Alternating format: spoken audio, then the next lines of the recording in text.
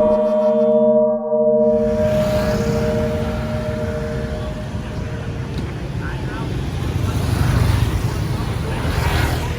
we're honored to have a fellow homie from Toronto, Mr. Hayden is here. So Hayden, welcome to the show. Hello. Good to have you on. Thanks for having me. Let's go back to 2005 when you first decided to come here. Why did you make that decision? I'd already been working in the industry for about 4 years. Oh, okay. In Toronto. Looking back now, I realized I'd seen the writing on the wall, but I didn't know that at the time. It was more of I'm not seeing myself reflected in any of the work that I'm doing, and it's becoming nauseating. Being the token black dude at half of the production houses that I worked at, and it was just a situation where I just needed a change, and I found a job posting in Barbados, one in Trinidad, where my family's from, one in Calgary, and the job posting here in Vietnam. So lucky enough, I landed all four, right? So then it was just like, oh shit, like which one do I take? And I ended up taking the one that was furthest away from home, that paid the least amount of money, right? Basically, I had a very, very good friend of mine testify who says, like, when next are you going to be able to travel to the other side of the planet to, like, do what it is you went to school for? Like, just go. If you don't like it, the plane flies in both directions. You could always come back. Yeah, absolutely. And it was an adventure, to say the least. To say the least. It was a 1-year posting, and here we are, like 15 years later. Yeah, unbelievable. Let's go back to how things have changed here since that time. It's been incredible. I mean, even for myself, I've been here since 2013 or 12, and I see that the place has it changes every couple of years, but it's changed a lot. It has. It definitely has, and it's with everywhere. I don't think Vietnam is any different in that, you know, change is the only constant in the universe, right? But I mean, the changes here, I mean, you see a lot more foreigners here. It's become much more of an metropolitan city.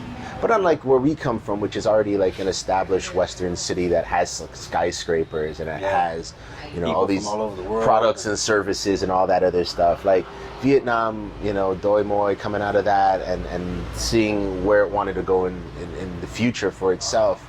And collectively the people buying into that and setting off on that journey. When I came here, there weren't that many tall buildings and all that. I think they had just made the Bitexco Tower. Yeah. And that was the biggest or the tallest in the country. Yeah. And then now we've got the Landmark, which is incredible. It looks almost like the Burj Khalifa. Yep. And it's got a mall downstairs. And at the beginning, when it first was made, I went to take a look at the mall. They had like a car dealership selling Lamborghinis and Ferraris and Bugattis and all the whole nine. And like, who's buying these? And they were at least selling one a month. Like people were buying. You know, I feel outside of Vietnam, there's still this misperception that this country is stuck in a war. And it's a third world country. Yeah, that ended like the year that I was born. Like, let's be honest about it. It was a long ass time ago, right? But Western media has this fascination with that era, and they seem invested in that iconography and aren't interested in what's happening now. Yeah. So if you were to, you know, feed yourself a steady diet of you know, Full Metal Jacket and Forrest Gump and all of that, like movies, you come over here, you're gonna have your head explode by just how modern and forward thinking it is. It's shocking. You know, you come here with that kind of an impression, and then you come here and you look at all the tall buildings and the different restaurants from all over the place. I mean, there's like 30 Indian restaurants in the city. Oh, absolutely. To say the least. Absolutely. There's Argentinian steakhouses. There's Mexican burrito places. There's, you know. Absolutely. And now we're going to even have some Jamaican patties here. Yep, they already do. They already do. And you're the guy who's bringing them here. Yep. So yes, this I am. is amazing. Yes, I am. How did you get into that? Well, I think I got to go back to 2000. Got some drinks. Pause. Thank you. Appreciate that. Might as well just mention that we're at this really interesting place called Cyphers. And you can come here, chill. A lot of young people come here to chill and smoke some magic cigarettes, you know what I mean, and have some delicious drinks. Home of underground hip hop in Saigon. Yes, it is. Yeah, and this is one of their specialties. This is coconut coffee, iced coconut coffee. It's awesome. I had one, and now I'm going to try something different. This is a blueberry yogurt. So, Cheers. cheers, man. Or as they say, hi, Ba yo. So yeah, you were telling me. So yeah, the whole patty thing stems from homesickness. My parents are from Trinidad. I'm a first generation Canadian, born in Toronto, and my stepdad, who raised me from the age of 4, he's Jamaican. Mm-hmm. So the food in my house, at least, was quite eclectic. There was, my mom had to learn the standards of Jamaican cuisine to satisfy my stepdad. And is it that different from Trinidad? all of the islands they have their own spin on things, but look, the Caribbean is the first truly multi-ethnic region of the world. You had obviously the indigenous population of those islands, the Arawaks, the Caribs, the Amerindians.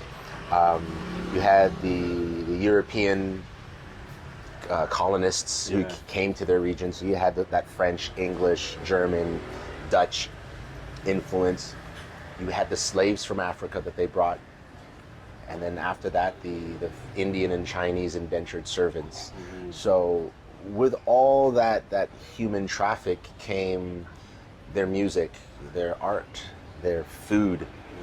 And it just kind of got smashed up together over a span of 300-400 years. That interchange just gave us what we have today. So while there is a lot of similarity in terms of the cuisine within the region, and that's largely geographic, there are some significant differences. For a fine example is Jamaica has significantly more Chinese influence because they had a far greater Chinese population than Trinidad, for example, or Barbados, most certainly. I knew several Chinese guys that were from Jamaica, and I never knew at the beginning, and then when they started speaking in patois, I was just like, whoa, yeah. Mind blown, eh? Yeah, and they couldn't speak Chinese. No.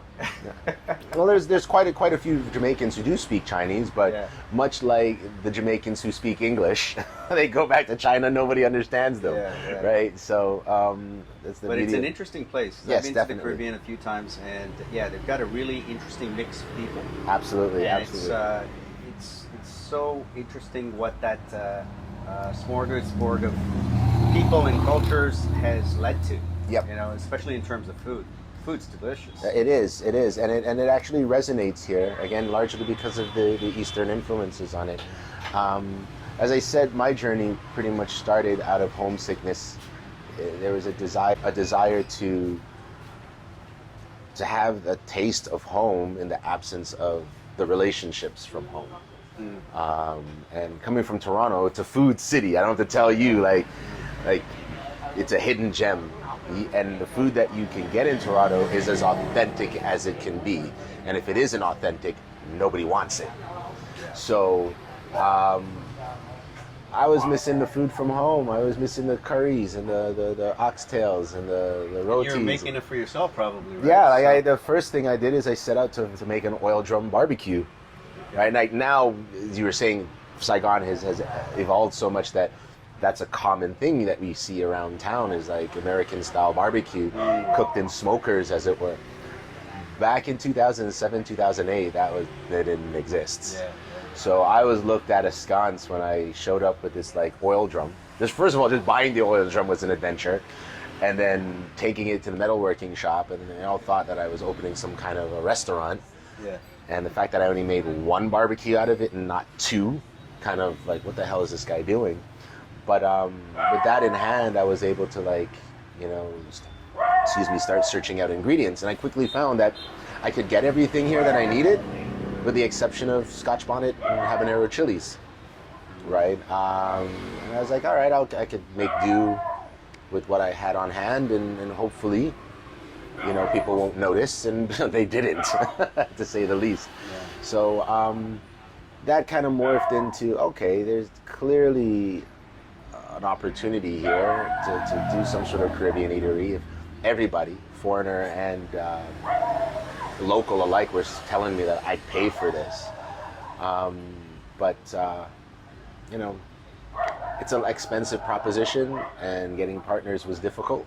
And I had a lot of fits and starts along the way. Obviously, like I said, I'd left, moved to Bermuda, came back, and then COVID hit. Yeah. So it's always been an aspiration. It's always been a dream. But with the pandemic, it really forced me to rethink, is this even viable? So I have to admit that some of my fondest memories of back home are when I was in high school. I went to West Humber Collegiate in Etobicoke, and across the street at lunchtime we used to go to the small plaza, and most of us would all line up and buy Jamaican patties for lunch. Yep. Patty and cocoa bread. Yeah, it was awesome. It was awesome, and that was the last time I had patties. I never thought I'd eat them again, but now I hear that you're coming out with some veggie patties. Oh, they're already out. They're out. They're already out. Been out for a month already. Yeah. So I had to look at kind of my aspirations and ask what was viable, what was doable, with the limited funds that I had. I mean, I returned to Vietnam not as a person who had a job offer here, but as a trailing spouse. So while I had some free time on my hands, that steady income wasn't there. So I had to really think hard about how I go about this. All I'm using is my savings. All I have is my savings. I got to be really intelligent about this. And I figured, you know what? The patties, break that out the menu, right? And you can make a business. We already have businesses in North America and in Europe based just around that and that alone. Just one product. Yeah, and if we can make that work here, then the rest will come, right?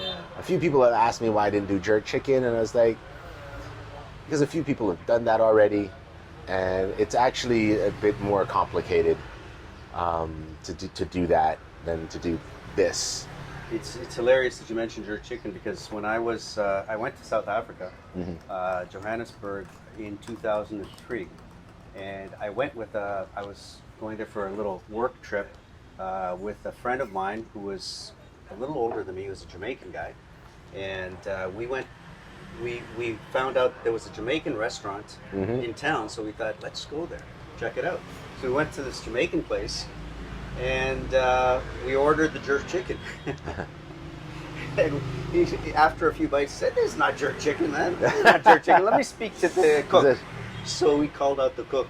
And the cook came out and he said, "Where'd you learn to cook this, man? This is not jerk chicken." He goes, "Oh, I look in the book, and I make it from the book." And he goes, "I made all the things from a book." And he goes, "You ever had jerk chicken?" He goes, "No, I never went outside South Africa."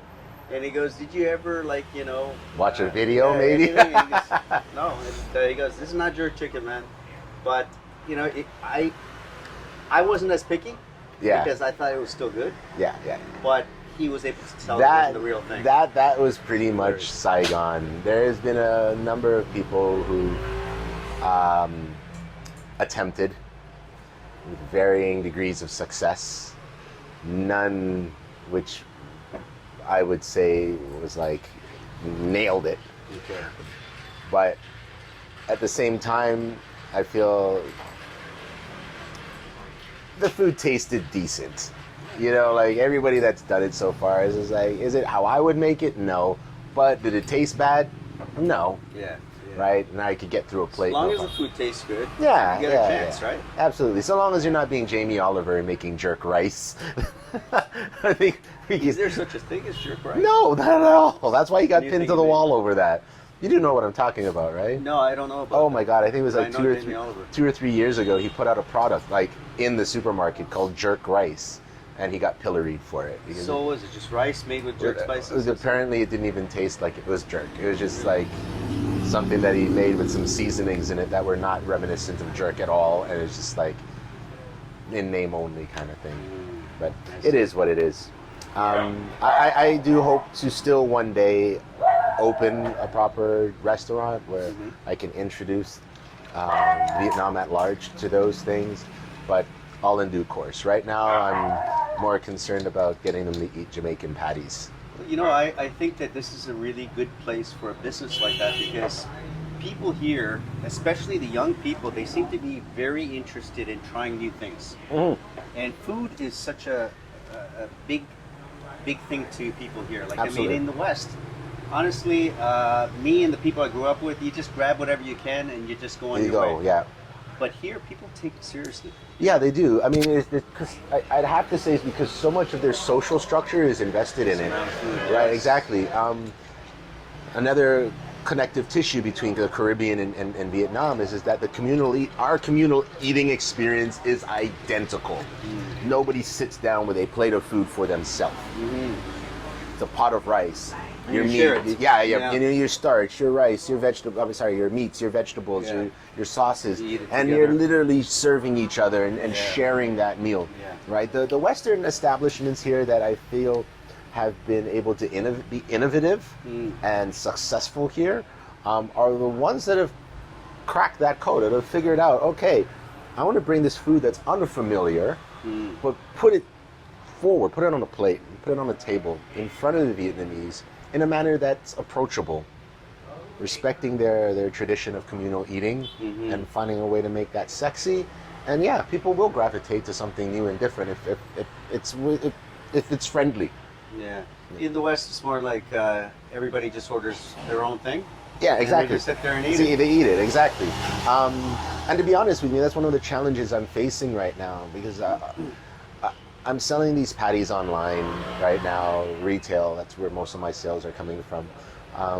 My aspiration is to get them into school cafeterias, because really, as a food item and as a brand, Caribe won't grow unless it hitches onto somebody's wagon that you can ride into the sunset. And I'm borrowing a page out of the KFC book. Get them while they're young. So high school, university students, that's my focus. And if I could get it into their cafeterias and lunchrooms, then it should work out. But in the context of the greater eating food trends here, I am finding something of a challenge. For a product that you and I are accustomed to, you know, you're at Warden subway station or Bathurst subway station, you know, doors open, the smell hits you, you might be engaged, you know, okay, I'm just gonna go grab something. You run upstairs, grab one, and then take the next train and keep going, right? And you sit there and you eat it to yourself. That's not really a thing here. No. Even things like banh mi or banh bao, right? They'll go and they'll buy one, they'll hook it to their bike, and then they'll drive where they're going and eat it when they get there, right? So how does a patty kind of fit inside of all that? So one of the things I'm trying to work with, or trying to do rather, is when I sit down with restaurant and food service owners to come up with interesting ways to make the patty a communal eating experience. Unfortunately, the patty has gone in different directions, gone a different journey in places like New York City and in London than it did in Toronto, where we're from. Right? So, How do you mean? well, in Toronto, I think we're purists. You eat a patty by itself, Yeah. or you might put it in a cocoa bread and you have it for lunch, right? Yeah. Well, in New York, patties are commonly sold in pizza parlors. And what's quite common is they're splayed, put cheese, pepperoni, vegetable toppings, and placed back in the oven, Okay. right? And people then refold it and eat that on the go. Oh, That's not a common way of eating a patty in Canada. In England, people like to use dips. So I happen to be in Vietnam, and they dip everything over here. So it just made a little bit more sense to like come up with ways of cutting them into interesting single serving shapes so that people can dip and eat as a Eat it group. together, yeah, So the idea of just eating one on the go might not necessarily work here, but if a restaurateur can serve two chopped up nicely with an interesting dip on the side, a couple of then dips. people could all share in that. Yeah, it becomes like and- a sharing platter. Or something. Precisely, Yeah. precisely. Nice. So these are some of the outside of the box ways of thinking that I have to engage in to get the product to work here. But it's early days still, so we'll see how it all goes. So the Jamaican patties that you make, are they all one spice level? No. So as of right now, we've got 3 variants available. Mild beef, spicy beef, and the vegetarian. Okay. So the flavor profile for all three are the same, but there are varying levels of spice. So the spicy beef is spicy. Some people have had it; it's not spicy enough. Other people are like, "Oh my god, I can't feel my tongue." Yeah. That's subjective.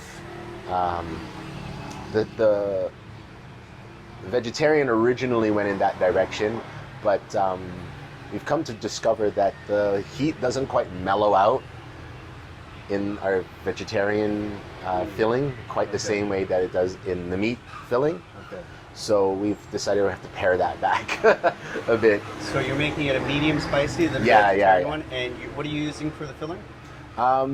It's a wonderful plant-based meat product called Naturally. I kind of was hoping that I could get an Impossible Foods product out here, but theirs isn't available in Vietnam as of yet. So I came across this particular one, and it totally won me over. And most people who are non-vegetarians can't tell that it's not meat. It's fantastic. Yeah, so I'm really happy with that one. It's slowly becoming a favorite of people who aren't who aren't vegetarian. Actually. Yeah. Well, I'm certainly looking forward to trying that. Yeah, That's most gonna be definitely. awesome, man. Should have said something. I would have brought you a box today, man. Yeah, Sorry, that would have been awesome. That would have been awesome. Well, for next time, for sure. We'll certainly have you back. So now you've got the patties, you're focusing on that, and you're doing it mostly on online sales. Yeah. You're trying to get it into different places in some institutions. Yeah. And then where do you go from there? Well, where we go from there? Like, what are your plans? To be the What are you patty thinking? king of Vietnam. No. Oh, yeah. I've got aspirations to see this product everywhere, literally from Can Tho to Hanoi. I'd like to see it be a thing that people could go to the corner shop, to the Vin Mart or the 7-Eleven and just pick up hot and walk away. Yeah. I'd like to think that I can sell them frozen at the supermarket. But it's going to be a long slog before we get to that point. Mm-hmm. Again, it's something completely and utterly new. And I just have to put in the work right now to get the local population to see it and be interested in it and like it. And once that happens, then the ceiling is the sky, really. Really, I think that it's an ideal product for here because people here really like flavorful food. Yeah. And I think that's part of the reason that they've really embraced Indian food.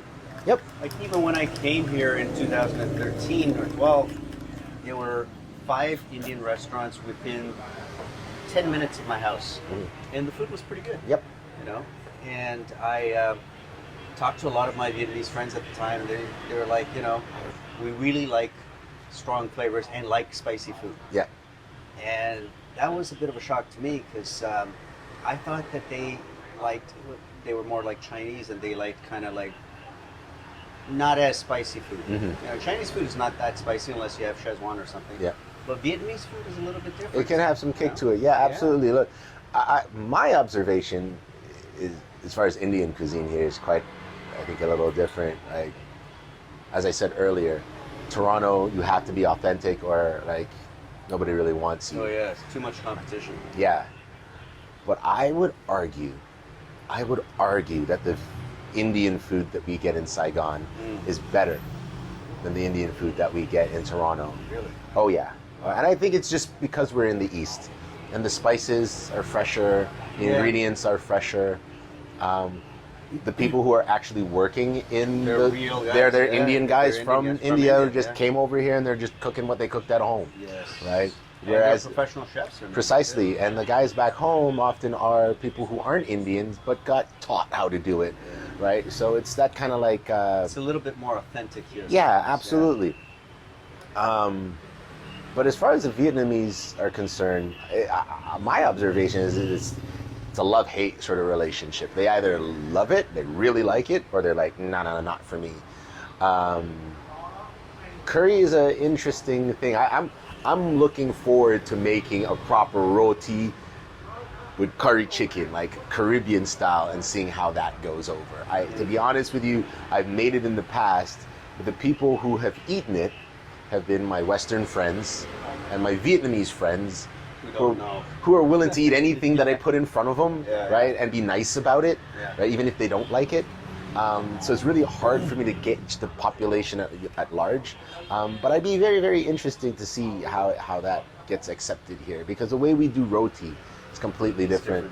The way we do a curry is different, right? So where does that middle ground lie? I don't know. But I will say this, Indian cuisine in Vietnam is perhaps one of the most successful imports. Oh yeah, yeah, I see new restaurants opening all the time. Absolutely. Nice. And in terms of, because you could always find a pizza joint, you could always find a burger place. I mean, they're ubiquitous, they're everywhere.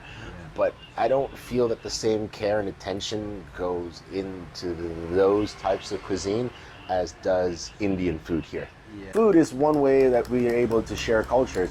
That's what's motivating me more than anything else to do this. It's this understanding that I come from a family that comes from a part of the world that is a relative mystery out here. You know, when I first came here, and I told people my family is from Trinidad, all they could tell me was they named, football players that played for Man United, and whose names escape me now because I'm not a soccer fan, right? But they, you just pull out these like soccer players. That was their only reference. And as time went on, Usain Bolt became the fastest man in the world, and that was their point of reference for the Caribbean, right? And there was a time when you'd ask a Vietnamese person, where the Caribbean is? Oh yeah, it's in Africa.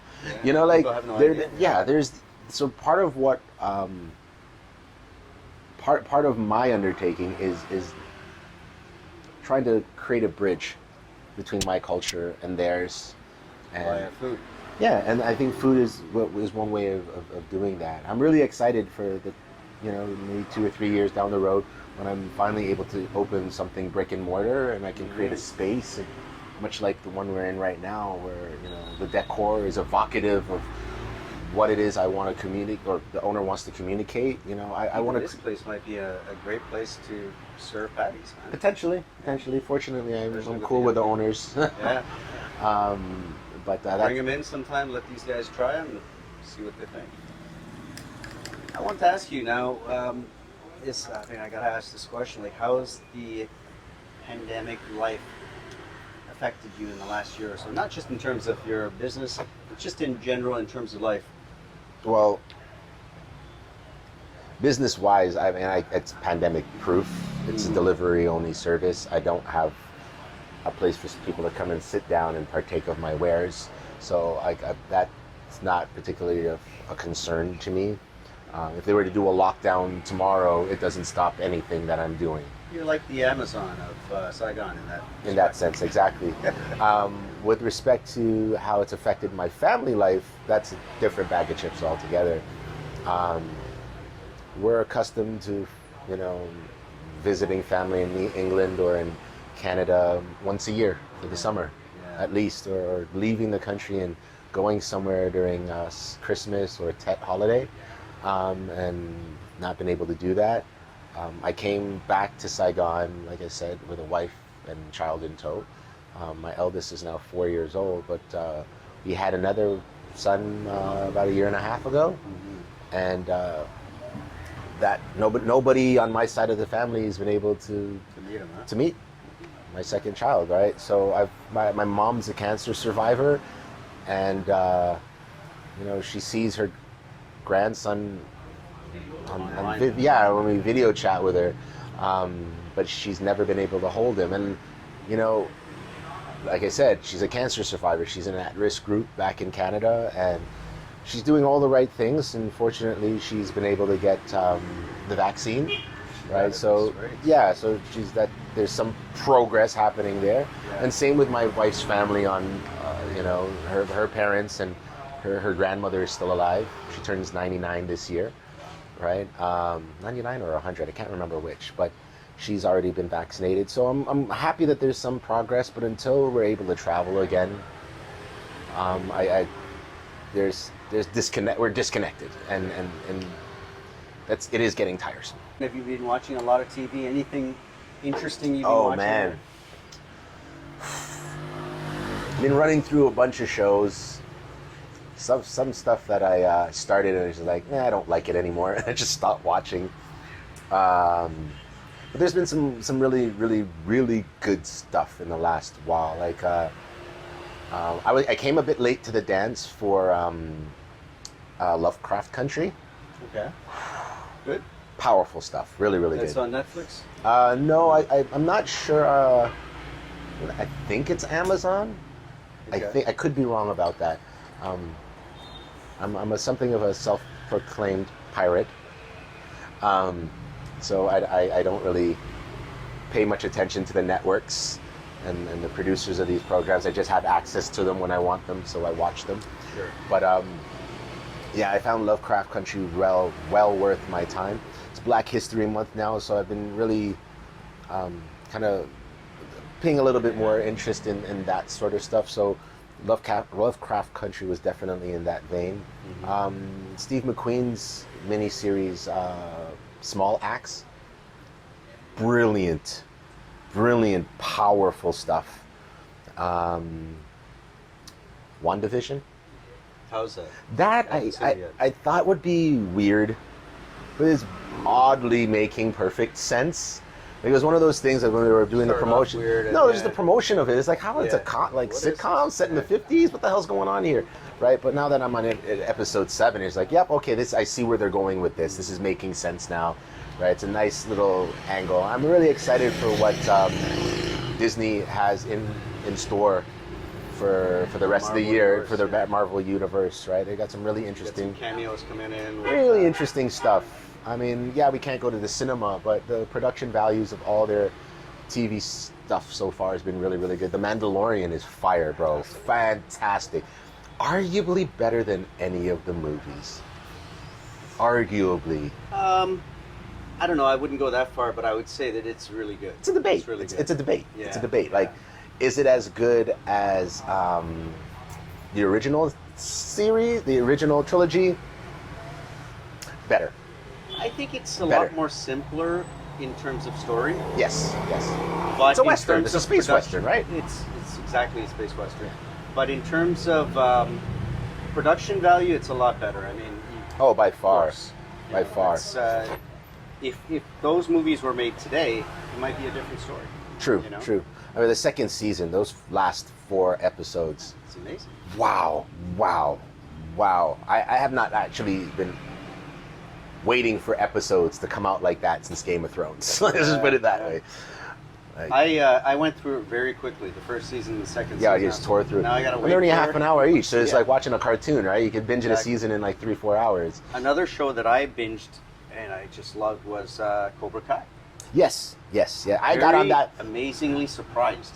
The crazy part of that is I feel as if nobody gave a shit about that series until it landed on Netflix.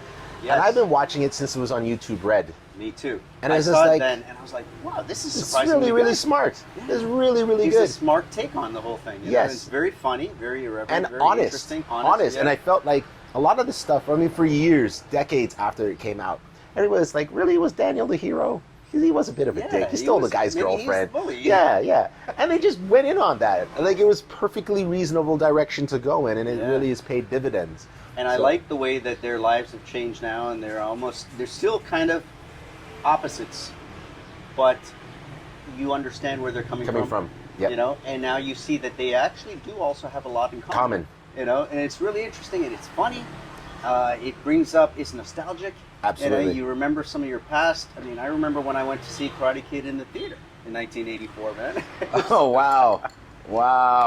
I never went to see it at the cinema. I saw it when it finally made its way to television. Yeah. And I didn't because back then I used to get really irritated with the girls and their like Teen Beat posters that they would have on their notebooks and in their lockers. It just annoyed me, and it was like Ralph Macchio was like he was like the teen heartthrob at the time. It was just like, why would I want to go and watch that? But then I finally saw it when it came to television. I was like, oh shit, it was actually pretty good. Great movie, yeah. Do you think they'll get Hilary Swank? Because she's the she's the last of the Mohicans. I hope they don't. Really? From the Karate Kid 3? Yeah. No. I hope they don't, and I hope they don't ever mention the Jaden Smith movie ever. Also, because that was ridiculous. It was called The Karate Kid. And it had no karate in it. No one mentioned karate. It was all about kung fu. Well, it was in China. Well, Even Jackie Chan, they asked him. where's the karate? They said, "Why are you calling the Karate Kid?" He goes, "I don't know." I told them, I said, "They call it the Kung Fu Kid," and they goes, "No, we have a name already. It's a brand, and people don't know the difference." And he goes, "But we don't talk about karate, or it's all about kung fu. People know I do kung fu, and it's in China." They said, "No, it's the same thing." They paid lip service to it. Let's be honest, because he was learning karate from the tapes At the beginning. at the beginning. And yeah. then he said, "No, forget karate. Learn kung Kung fu." fu. Yeah. And then he had him, instead of waxing on and off, take the Take jacket it off off. and off and on and off. Come on, man. It was I mean, there ridiculous. was some connective tissue there. It was bad. Mentioning that movie, the only problem that I had with it, honestly, the only problem that I had with it was that Jackie Chan never fought the master from the opposing That's school. true, yeah. And I felt that needed to happen to point out the fact Maybe that they were going to do that in the second part, like they did in the Karate Kid. Remember? did Mr. Miyagi not fight Only him? at the beginning of the second Second part, film. the first 5 okay, minutes. because it picked up right where Yes. the competition Tournament ended. Yes, That's yes. right. That's and right. I think this film was not as successful, so they didn't make a second part, so Yeah. they never got that chance. I will say this though, I feel like there was a lost opportunity on the part of Jaden Smith because he did a great job. He did good. Like out of in that all movie, the, he did good. there's only Yeah. 2 movies that I've seen with him that I'm like, he kicked ass. It took Yeah. names. It was Karate Kid and the one that this first film, the one he did with his dad. It's a Shyamalan movie, wasn't it? No. What did his dad was? Happiness. Something Yeah, of happiness. Pursuit of Yes, happiness. Yes. He was brilliant in that. And do you know that Will Smith is one of the main executive Producers of Cobra Kai? yes, Cobra Kai. That's right. I don't think his son will end up in it. I don't think. I don't think so either, and I'm glad. But I do think Hilary Swank deserves to be in there. I mean, I At don't her know. age, maybe. Who knows? I mean, I don't know how they'll that fit her in. connected to the Karate Kid universe anymore. I was surprised that they brought back the girl. Well, She was a big time that's the actress, only you know? reason I'm saying that Yeah. I'm hoping that Swank is if they're going to go through all the Karate Kid films and bring people back. But they've got She's the so last much of the going Mohicans. on in the show itself now with all the kids and the new characters and all that. I don't think they need her. You know? Well, we'll see. I'm definitely. Let's see. I I'm really down for do the like next how season, it ended. I really do like how There it was ended. one episode, the second season, the last episode, 20 minutes, That fight scene. action. Yeah. and it was pretty much one camera. So what is it? Yes. They were just going around the whole Even- school, just showing the whole. Even the big fight scene at LaRusso's house. Mhm. In the first season? No, second Or season. second? Second Okay. season where they had the big fight scene where the Oh, Cobra yes, Kai yes, shows up and that's right, attacks that's them. right, yes. That massive fight Yeah. scene. The camera work in that was up. And the thing is that even though nobody in the show really knows karate, okay? Nobody really does. And they talked about that. There was some behind the scenes stuff. Really? They're practicing the moves and all that, but nobody knows karate. Not even Daniel and, what's his name? Johnny. They No, don't he's a even- trained martial artist. Johnny is. No, very little. He was talking about that. Very little. Like He went on said to he did. a ton of action movies in the 80s after the Karate Kid. Not really, but he just learned. He said he did, I think, 1 year of karate when he was young, and he learned how to do the moves. But really, no one's a trained Martial artist, especially the kids. But the action scenes are It was good. good. Really good. I think that's what the charm of Karate Kid, even from the original films, was. Yeah. That they clearly weren't real trained martial artists, and it was never really about It wasn't about that. yeah. them being It was like about experts. yeah, fighting and flying wire around. work and all Yeah, that other yeah. stuff. It was just about the underdog and overcoming and gets About beat up. bullying and this Yeah, and that. yeah. So I feel like today's audiences demand a little bit more, but a little bit more authenticity, but I think they've handled it well. well, with precisely. amazing choreography and camera work. They've done Precisely, a really good precisely. job for a show like that. Like you wouldn't expect it. you Is know? there anything coming up this year that you're really looking forward to seeing? This year? On Netflix, So I'm talking both on television or at the movies. theater or movies. there are a couple of things that I was looking forward to. I think I'm looking forward to Dune. I think they might do that well Yeah. for the first time because director's Canadian guy, and he's very Bill good. Villeneuve is really, really talented, yeah. So I think that might be worth watching. I think there was another movie. It's a comedy, but I don't remember it right now. What about you? I think Warner Brothers' slate of films for this year is really, really good. Really, really good. And I think a lot of people are pushing back on the idea of debuting these films both on streaming and at the cinema at the same time. I'm not part of that group think. I think it's a smart thing to do, particularly if you've got a new streaming service that you're really trying to grow. Oh yeah. Just put it out there. Like Black Widow, why the hell they didn't just release it on Disney Plus and be done with it? I don't know. They wanted it to be another Wonder Woman, rake in the big bucks, I guess, but even Wonder Woman was a big disappointment, the second one. I thought it was a good movie from when it came out. I think it was apropos. But do you think it was as good as the first? No, I will agree with you that it's not near as good as the first, but consider when the film came out and the political climate of the time. It was Christmas time. It was after the American election, where Trump lost. And I think against that backdrop, as bad as the movie was, it was appropriate for the season. Nobody died. It was all about redemption. Very good for Christmas. And the villain was very much a Trump type, right? Very much a Trump type. And I just thought it was just fitting. It was very, very, very fitting. Was it great? Was it as good as the first one? Absolutely not. Absolutely not. But to your other question, what am I looking forward to? Definitely Mortal Kombat. Oh yes, I just saw the trailer. Definitely Mortal Kombat. I saw that first movie and I was blown away when I saw it. It was a good movie. And this one looks pretty good. I mean, the special effects look all right. Yep, I'm definitely. Isn't it not weird? Out of all the video game movies that we can think of, Mortal Kombat still is one of the best of all time. Yeah. In terms of video game movies, it's one of the best adaptations to this day, and that original movie is still watchable. It stands. Watch it again. It stands the test of time, and it maybe the fight action sequences weren't as gory as people were expecting them to be, but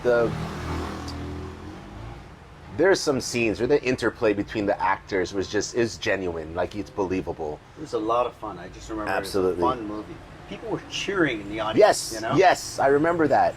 That and Ninja Turtles. I remember when that came out too. It was like people literally standing on their feet and cheering during the premiere. I do miss that about seeing a movie or a hit movie in a theater.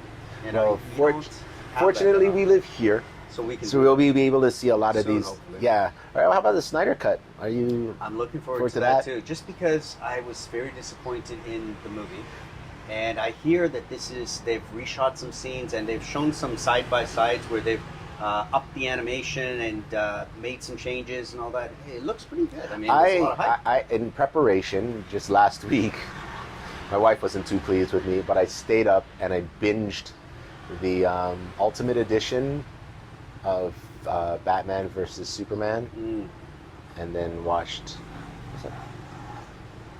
Then I watched Justice League. Some good scenes. And here and there. Justice League is not as it's weird. People hated on Batman v Superman, but watching the Ultimate Edition, it made it a bit more watchable. It fixed some of the problems. The whole Martha thing is still ridiculous, but watching it again, it's like, hang on a second, they set us up for that from the beginning of the movie. So you can't act as if when it happened, it's corny. No, dude, you were told, there were breadcrumbs leading up to it. Plenty of breadcrumbs. Probably didn't do a good job of making those breadcrumbs resonate. Yes. Probably, I would agree with that. But the Ultimate Edition of Batman v Superman was... It does make it better. Then I watched it back to back, like I said, with Justice League. And Joss Whedon did not make a good movie, man. He dropped the ball hard on that because just tonally, completely different. Yeah. Completely different. They didn't hum together at all. I'm so happy that we had a chance to chat. Absolutely. It's been a lot of fun. I'm looking forward to trying your veggie patties. Absolutely. You've got a Facebook page for Yes. Caribe, right? So it's just Caribe, Caribe. Okay. Caribbean in Vietnamese, Caribe. So like the page, and there's a order button right on the top of the Facebook page, and that takes you straight to our menu, and you can place an order there. It's fantastic. Well, looking forward to that, and we'll have you on again. Absolutely. Maybe with the patties. Maybe we'll do a live taste testing. I don't know. Yeah, absolutely. I'd love that. Gonna I do love that. something fun. You know what we could do? What's We that? could take those veggie patties and give it to meat eaters and And see what. if they can tell the difference. Fantastic, man. That's a good idea. Great idea. So thanks for being here. Thanks man. for having Appreciate me. it. And yeah, see you guys next time. Check him out, Caribe, Mr. Hayden Lowry. Namaste Saigon.